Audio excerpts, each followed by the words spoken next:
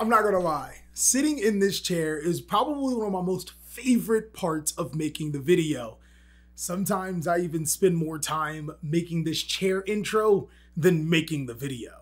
Yes, this is exactly what I thought of as an intro to making the video. You caught me. It took too long to think of a real one. What's going on with you guys? TheCaliEffect, King of Games here. And today, we're gonna be talking about rogue Yu-Gi-Oh decks that can dominate the top meta. Is my hair like, oh, I got a little, yeah, this is not gonna work. The competitive Yu-Gi-Oh scene has changed more towards a combo-based format where if a combo deck can play through enough disruptions, it's really good. And if you don't believe me, some of the front runners for competitive Yu-Gi-Oh decks are Virtual World, Dragon Link, Tri-Brigade. Yeah, these decks can play through hand traps pretty well. The really cool thing about this is that it does bring to light some really cool rogue decks that you could be playing to be able to beat those particular strategies. These decks are going to have a way to play around the combo-esque that is so prevalent inside of this format and also have a way to combat the current situation that's going on right now. I feel that these decks are just too strong.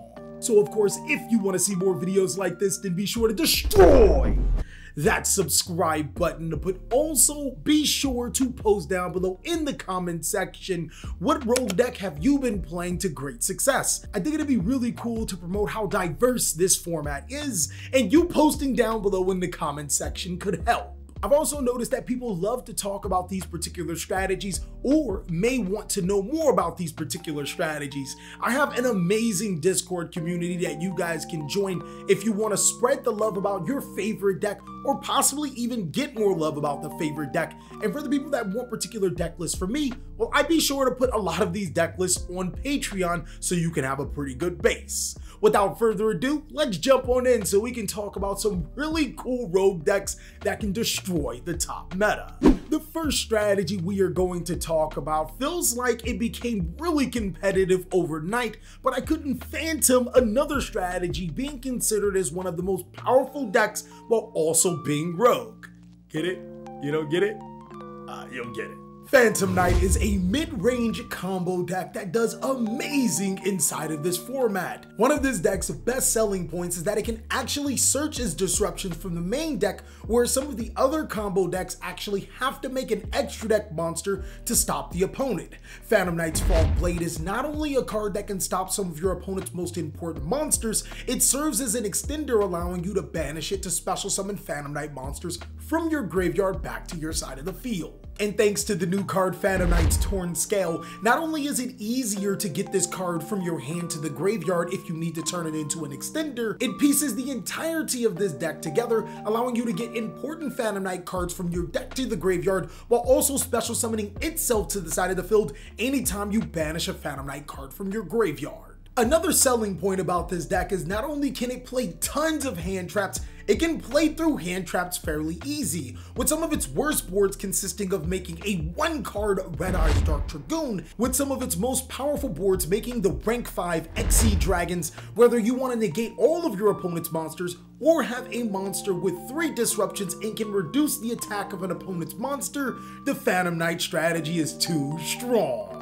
A strategy that feels almost better inside of a combo-based format than a control format is Sky Striker. Now you guys should already know in any given format where your opponent is relying on a ton of monster effects and their graveyard, Sky Striker can definitely take the game over. While still having some cards on the forbidden list, while I guess they could come off the forbidden list any given time now, but wouldn't count on it. Until then, we're gonna have to be okay with cards like Sky Striker Mecha Widow Anchor, which is one of the best cards in the Sky Striker deck, being able to not only negate an opponent's monster, but if you have 3 spell cards in your graveyard to take control of it, a lot of hand traps in Yu-Gi-Oh only negate the card effect. This could simply just get rid of the threat.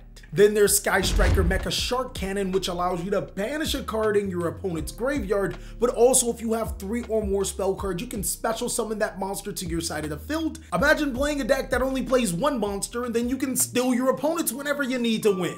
I hate to be that guy, but Sky Striker is so good in a combo format, not only because of Mecha Widow Anchor and Shark Cannon, but because in a combo format, most effect monsters are being used, and Mystic Mine can be abused like no other. I think it's only fair that if your opponent calamities you, you Mystic Mine them back. That feels fair. This deck can really punish those type of strategies that like to summon a ton of monsters to their side of the field with Mystic Mine, and then make Sky Striker Ace Hayate and tax them directly for enough times to win the game. Look, I never said it was gonna be a pretty win, but it's a win.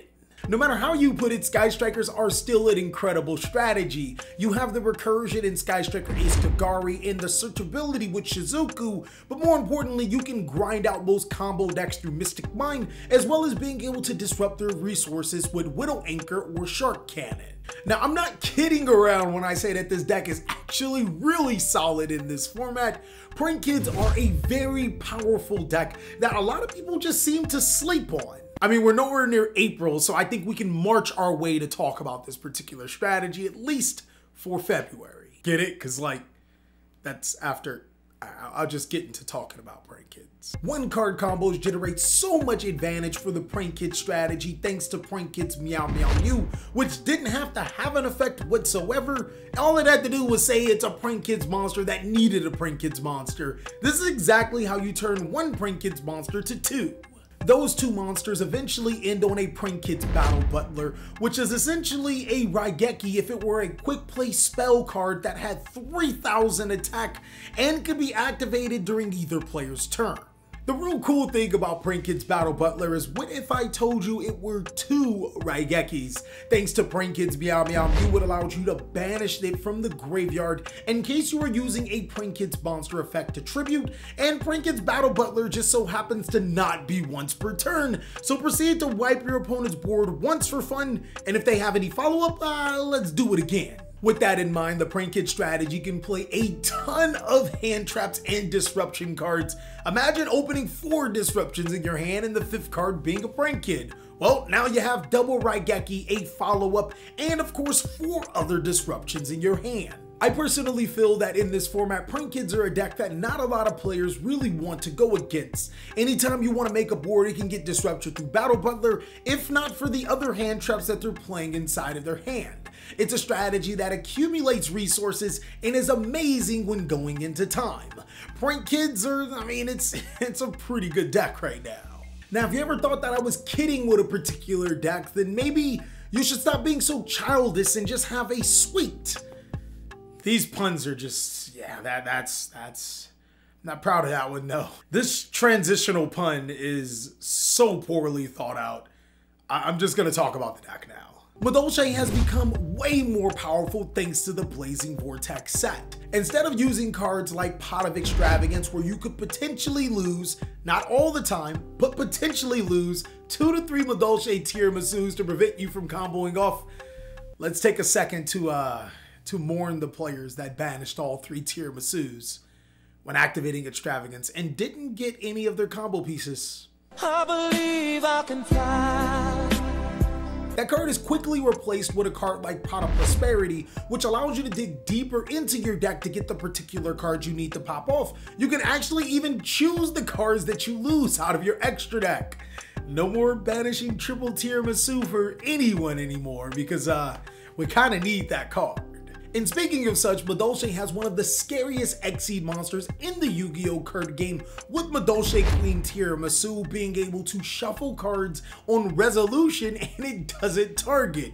Red Eyes Dark Dragoon was never a problem for this deck. Madolche is also an Xseed based deck, so cards like Divine Arsenal AA Zeus aren't too hard to come across if you want to summon it, but it's also a deck that isn't reliant on its graveyard. I mean, kinda, but not really, but kinda not really. Cards like Dimensional Shifter could be played into the main board, and just in case you want to Dimensional Shifter your opponent again, your Madolche monsters go back into the deck. So you could banish the Dimensional Shifter with the Madolche Hoot Cake, pop off with your combo, put your Madolche monsters back into the deck, and Dimensional Shifter your opponent again. Look, I don't make the cards, so if I gave one of your friends an idea to play Dimensional Shifter to ruin your favorite deck, I mean, I don't know what to tell you. Madolches are the apple pie of a lot of players' eyes, and I think it's one of those decks that take the cake as one of the better rogue decks in Yu-Gi-Oh! Right now.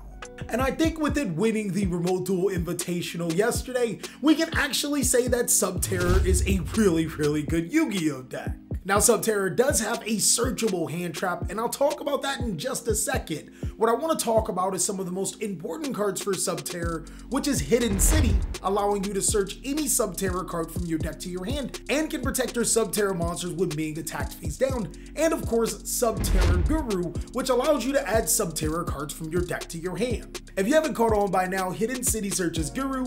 Guru continuously gets you Subterror parts at advantage, and you eventually out-resource your opponent because Subterror Guru is just too strong. Now, Subterror Fiendus and Final Battle are really powerful cards. They essentially make your Subterror Guru indestructible. Whether you're negating an opponent's important card effect or you're giving your Subterror Guru double its attack, you almost ensure that this card is too strong. And seeing that your engine is that small, you can play some really cool cards like Masker Restrict and Summon Limit. We are those type of jerks, aren't we? Subterror is a strategy that can play all types of disruptive cards against some of the top meta decks, and that's why the deck is really powerful into this format. Well, that's all that I have for top rogue decks for the February 2021 format. Again, I want you to post down below in the comment section what are some other great rogue decks, as well as join that Discord community if you want to talk about your favorite strategy or to learn a little bit more. Of course, if you enjoyed the content, then be sure to check out these videos, as I'll catch you on the next one.